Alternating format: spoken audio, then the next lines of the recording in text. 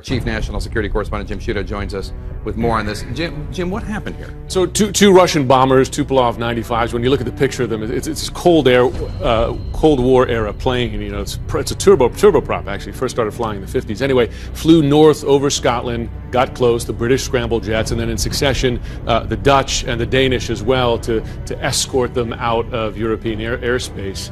And at the same time, there's also a Russian ship that approached British waters, and a British Navy destroyer escorted that out of the way. And what the British are saying, and you'll talk to many, they say this has happened before, no question, but in light of what's going on in Ukraine, they're much more attuned to Russian military activity. Sure, if the context is disconcerting. Absolutely. But when you say it's happened before, how often does it happen? The truth is it happens all the time. Happens about half a dozen times a year. The British, I think last year was 8 or 9 times. The Dutch have had it happen 6 times or so. And oftentimes they'll even break into European airspace. For instance, today they got about a half mile into Dutch airspace. And it happens in the U.S. as well. Off the coast of Alaska, you will have Russian fighters and bombers come in, kind of buzz the airspace, and then, it's protocol. The American jets scramble. They go up and kind of politely escort them on their way. So, and why do they do it? I mean, partly it's to test the air defenses and to see how sharp, in effect, the Europeans and the Americans are. It's also a little bit of a reminder. It's a game of cat and mouse. It's like, we're here,